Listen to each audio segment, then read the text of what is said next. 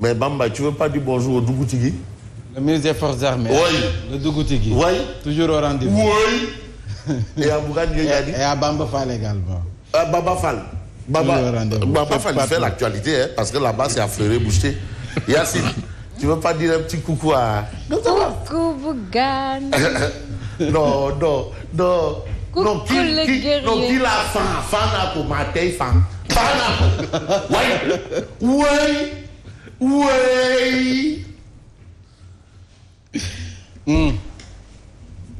Bougane se détache de Yewwi Askan Wi. De Mané. Là où on fait du Bibou Kibi Samba Bindjourbi. Il n'est pas dedans. Mais c'est le dos, il n'est pas dedans. Il est au sommet. Lui, il la coalition, comme ça, ira aux élections locales sous sa propre bannière. Il faut oser. Où est le problème? Attendez. Mais en politique, il faut savoir faire des choix. C'est un choix politique, hein? Oui. Quand on parle de Gumsebop, donc c'est normal. Non. Attention, Gumsebop d'abord. Il faut qu'il incarne le Gumsebop. Et le Tiboutangue. La conférence des leaders recadre Khalifa Sall et compagnie. Ça, c'est des informations de tribune ce matin. Fofana, tu as un problème avec les infos de tribune? Ah ouais. Siré, c'est l'info de tribune, hein? Oui, absolument. Bon, pardon, excusez-moi. Est-ce que je peux avoir Vox Populi? Vox Populi. Vox Dei. Non, tu sais ce qu'on appelle, il y a ce qu'on appelle, quand on était dans les salles de classe là, les identités remarquables, il y a toujours quelqu'un qui est Kabila, Nessan. Kabila. Un clin d'œil à Kabila. C'est que c'était des identités remarquables. Donc, où ils sont, on les voit toujours. Mais souvent, les identités remarquables, là, quand on donne les brétings, là. Non, suivez mon regard. Bougane et ses alliés claquent la porte de Yewwi Askan Wi. Ils dénoncent une absence notoire de transparence et de démocratie. Donc dans Yewwi là, il y a tout sauf de la démocratie. Il y a tout sauf la transparence. Déjà au départ, il avait signé avec beaucoup de réserves. Pour dire que vraiment le logo là et les couleurs là, ça ne renvoie qu'à un seul parti. Est-ce qu'il a raison ou est-ce qu'il a tort? Il y a le règle. En tout cas, il est libre. Parce qu'aussi, il y a la notion de liberté en politique. Hein, et qu'il assume ses choix, à tort ou à raison. Il a opté pour dire, man, c'est meilleur, écoutez, le CD de Bouki, Bibouki, Binjour, Bissamba, je ne suis pas dedans. Mais on a Sonko, Khalifa et compagnie ne veulent rien négocier avec Bougane. Mais il ne veut pas négocier. Mais Bougane, lui, il dit non, je ne suis pas dedans. L'ex-député Abdou Sadé, il a été vice-président de Doudou Wade, du groupe parlementaire SOPI. Par rapport, c'est un environnementaliste chevronné. Hein? Ah, si. D'ailleurs, j'ai suivi un beau débat là.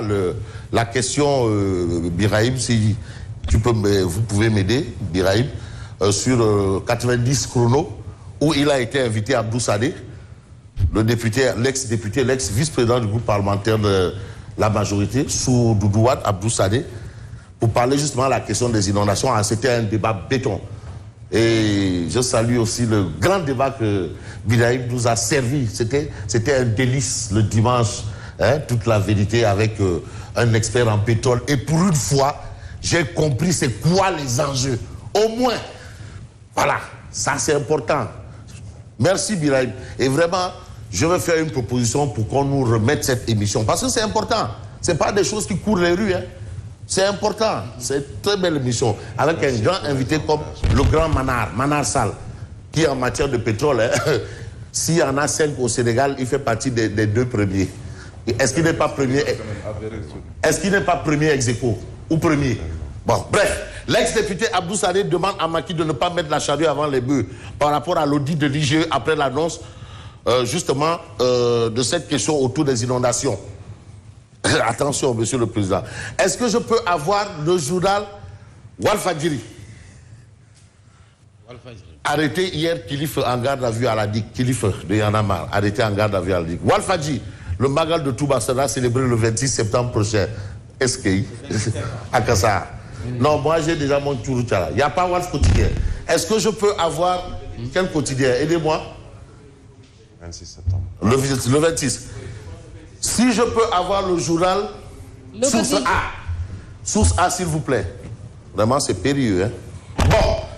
À la une de Source A, il a écrit première réunion de Yewwi Askan Wi. Ça a chauffé. Ça a chauffé. Au cours d'échanges où le Ousmane Sonko, au bout de la réunion et quitte la salle, Bougane Gueye note des trucs pas du tout clairs, plie bagage et va seul au local. Donc on a un peu la situation au sein de Yewwi. Forcément, il faudrait que ça chauffe parce que c'est une bataille d'idées quand même. C'est des confrontations, mais d'idées. Que tout reste dans le cadre des idées. Il ne faut pas en venir aux mains parce que là maintenant, c'est la chienlit. Et la chienlit, même les animaux évitent même de se bagarrer maintenant. Avec justement ce qu'on voit. Est-ce que je peux avoir l'évidence? L'évidence quotidienne, s'il vous plaît. Voilà. Retrait de Gumse Bob de la coalition Yewwi Askan Wi, Bougane déterminé à imposer son leadership dans l'opposition. Probablement, il sait ce qu'il vaut ou ce qu'il pèse par rapport à ceux qui sont là. C'est lui qui sait. Pourquoi il a opté pour ça? Il y a les Rekakam. En tout cas, lui, il veut imposer, lui, son leadership. Lui. On ne peut pas interdire à quelqu'un de vouloir être premier. Bon, il veut s'appuyer sur quoi? On ne sait pas. Projet de 100 000 logements. Abdoulaye Sow veut accélérer le rythme. C'est une bonne chose parce qu'on en a tellement parlé là. Ben, il faut qu'on ait ça quand même, la question de logement. Et puis, supposé transfert d'électeurs par des responsables de Benno Bokk Yakaar, les 4 vérités de Zahara Iyane Thiam. Maintenant, j'ai envie de prendre le quotidien Direct News, qui parle des hôpitaux. Les hôpitaux, c'est quand même périlleux. Hein? Vétusté des bâtiments et équipements dans les structures sanitaires après Albert Royer Dantec s'écroule. Là, je veux quand même que Siré donne son avis sur cette question.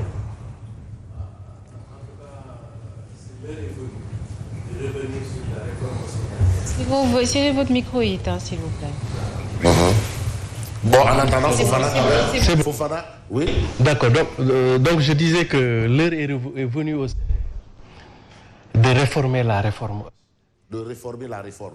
Il faut réformer la réforme. Absolument, parce qu'actuellement, le modèle d'une forme de privatisation ou d'une gestion privée des hôpitaux ne marche pas au Sénégal. Parce que les hôpitaux, encore une fois, ne sont pas dans des logiques de propriété. Ok, d'accord. Siré, en attendant de régler la question de votre voix, Birahim, c'est un problème. C'est un problème. Un gros problème. On parle de l'hôpital Aristide Le Dantec. Mais parce que c'est un centre hospitalier universitaire. Fofana a rappelé, je pense récemment, que sous Wade, l'objectif c'était de délocaliser Aristide Le Dantec, d'où la construction de l'hôpital de Djam à Guédiawaye. Bien sûr. Pour se rapprocher, que les services puissent se rapprocher des populations. Maintenant, il y a eu quelques bâtiments qui ont été réfectionnés au sein de l'hôpital. Par exemple, si vous allez vers le pavillon spécial, ce qu'on appelle le pavillon spécial en allant vers la mer, de l'autre côté de l'hôpital, il y a eu un nouveau bâtiment qui a été reconstruit. Mais je pense que l'objectif aujourd'hui doit être celui du ministre de la Santé, Abdoulaye Diouf Sarr, de revoir toutes ces structures hospitalières qui ont grand besoin pas forcément de réforme, mais surtout de réhabilitation. Il faut réhabiliter, il faut qu'on ait des hôpitaux modernes, mais l'hôpital Aristide Le Dantec date de Mathusalem. Est-ce que aussi là, il n'y a pas un problème? C'est vrai, mais quand même, le problème de fond, c'est que c'est l'hôpital des pauvres. Oui, c'est voilà, Aristide Le Dantec. Vous avez vu le spectacle à Albert Royer. Monsieur le ministre de la Santé, Mame Diaré, toi aussi. Toi aussi. Et vous avez également... On parle de privatisation et bradage de la PNA, Pharmacie nationale d'approvisionnement, par le ministère de la Santé. Encore le ministère de la Santé. Et là, c'est Ande Guessem, vous les voyez là, qui ouvre les hostilités. Mais d'ailleurs, on me signale que mon micro invoque. Est-ce que je peux revenir sur la question? Non, je vous en supplie. D'accord, merci beaucoup. Donc, je disais par rapport à...